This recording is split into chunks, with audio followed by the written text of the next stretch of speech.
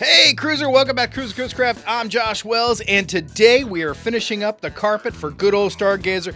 We are taking the new carpet we just had cut and tested and having it bound so that we get that professional look that we're all looking for. If you like DIT boat repair, don't forget to like and subscribe down below. All right, let's get started.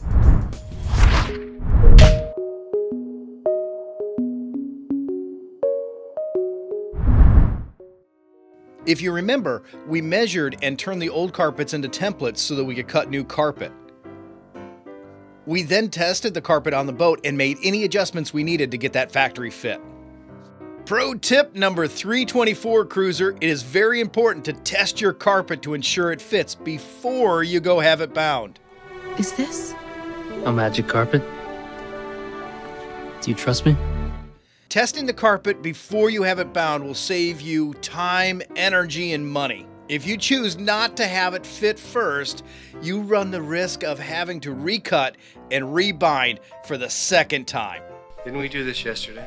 I don't know what you mean. Don't mess with me, pork chop. Now that we have tested the carpet and like the way it looks, now it's time to bind the carpet. We wanted the new carpet to be durable and last a long time aboard Stargazer, so we decided to have the carpet professionally bound, and it blew our mind by the process and skill it took to do.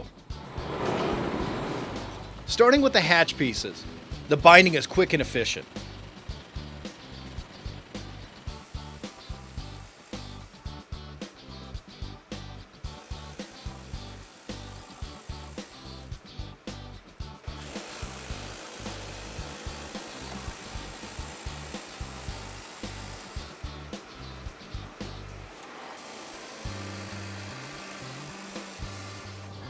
As the carpet is bound, the carpet is given a haircut with shears as it goes along.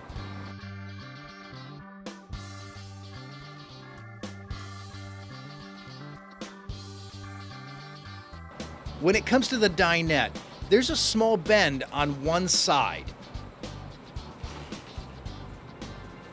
Here we see the binding sewn a step at a time.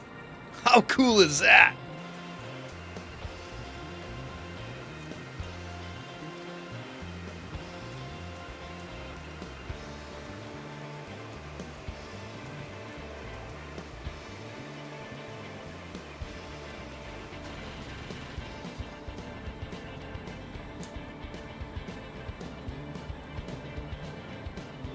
This is really cool.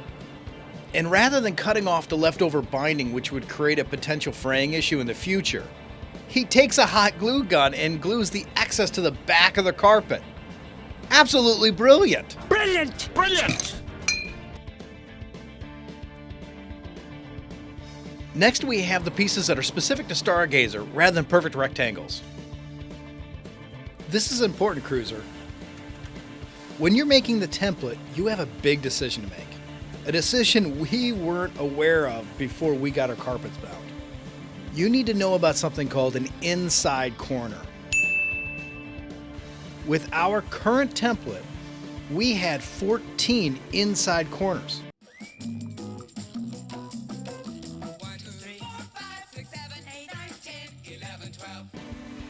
Each inside corner was a separate cost.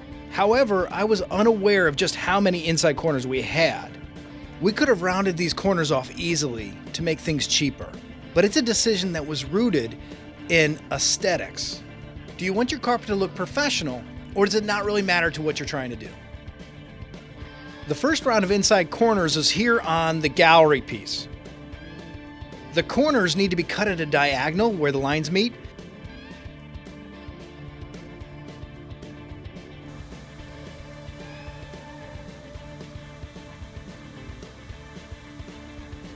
After it's bound, it now needs to be glued on the back. The carpet is flipped over and a piece of adhesive is cut and heated with a large iron.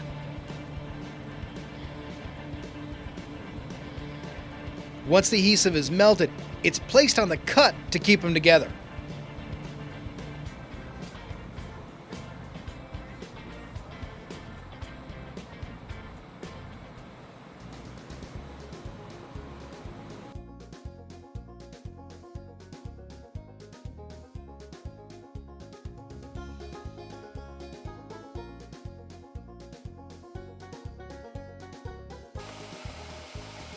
There are also inside corners on the piece of carpet in the main cabin.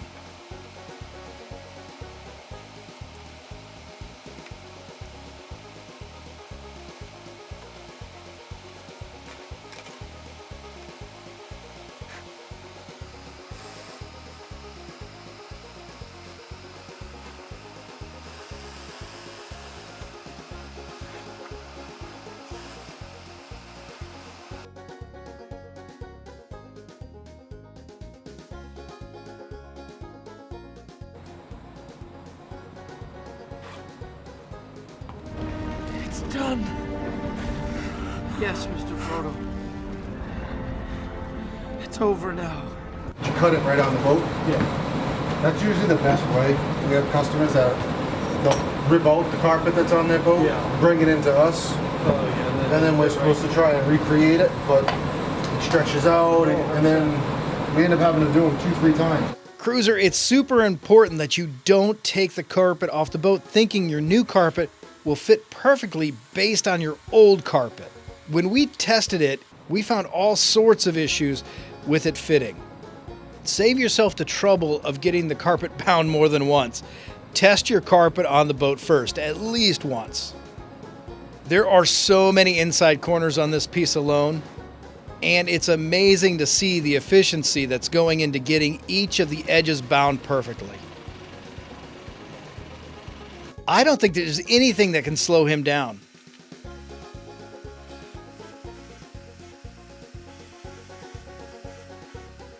Just like the others, the adhesives are heated and stuck on the back to cover up all the cuts. Everything is neatly trimmed for an amazing finish. We are incredibly grateful for a wonderful binding job.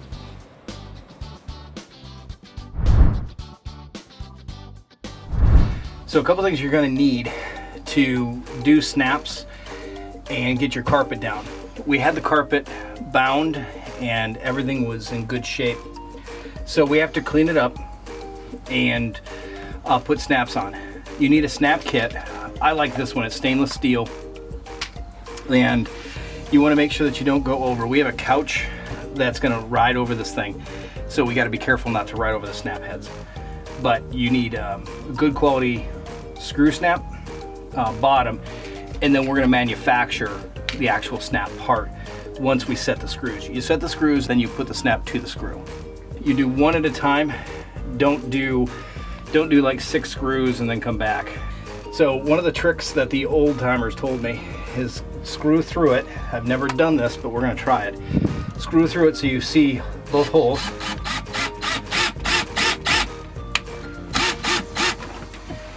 I have a hole. Oh, right there. Here's the hole.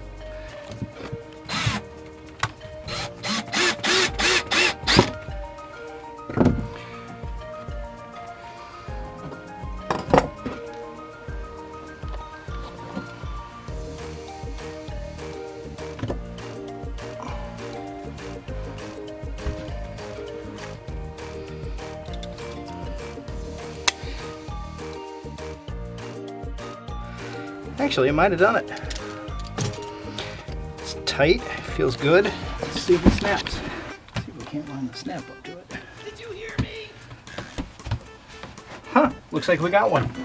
Once I get the hatches secured, it's smooth sailing.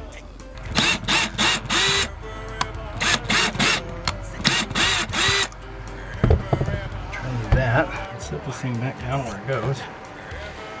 And get yourself a snap.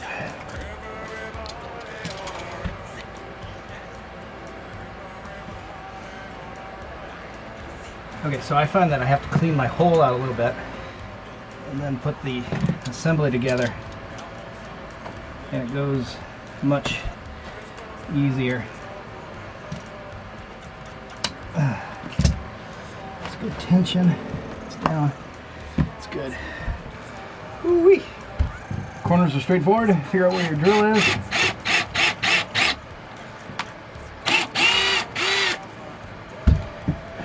Remember, you're always setting your screw,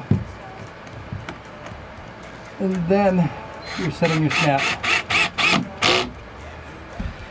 compatibility issues are still compatibility issues. Set your snap on. You want to get yourself where you want it, because once you set your button top, you've committed. And then remount the hole a little bit. Don't worry, you're not going to hurt it.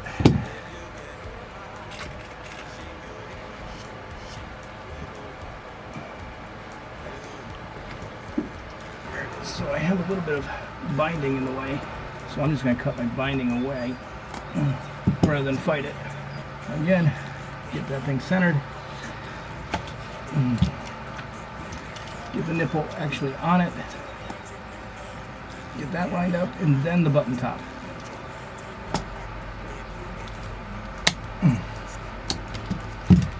There it is. Then they go right together. So you want to clean up your carpet where you can. You just spend a lot of money, make it look nice. So trim it up, give it a haircut.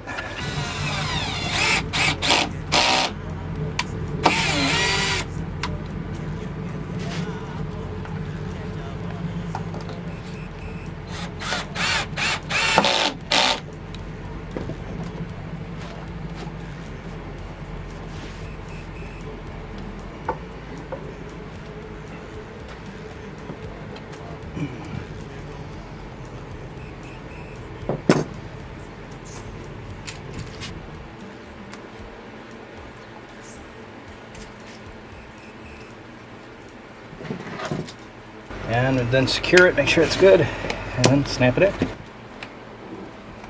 And yours is good, you're snapped. The hatches, I'm going to staple down. What you want to do is you want to line up your bindings and make sure that you stay within your hatch. And you want to be aware of any visual seams. Like this is going to be a visual seam, this is going to be under a couch. I have an imperfect thing here. I have a cut here and I have a cut here, so all this is going to be under a couch. Right here is visual, so I'm going to staple it. Any staple that is visually seen, I'm going to staple it on the corner and either hammer it down or fluff up the carpet over it and rub just right to get it hidden. I'm going to stay away from the center.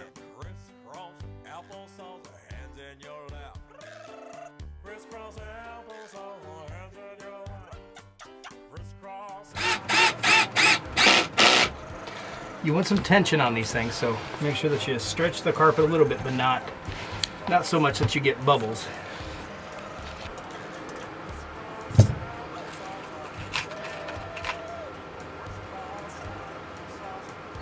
Okay. And then, again,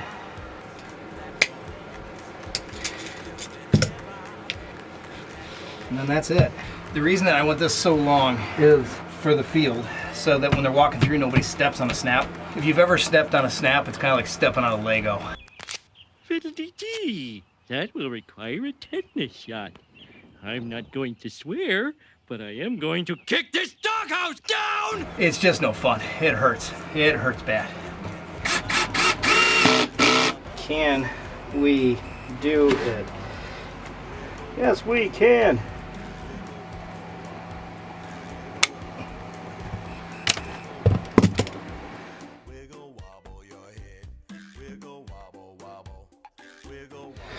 It's almost like we're putting carpet down. Lastly, I'm vacuuming the carpet for a nice clean finish, and voila! The carpet is installed and snapped in. I think Lily approves.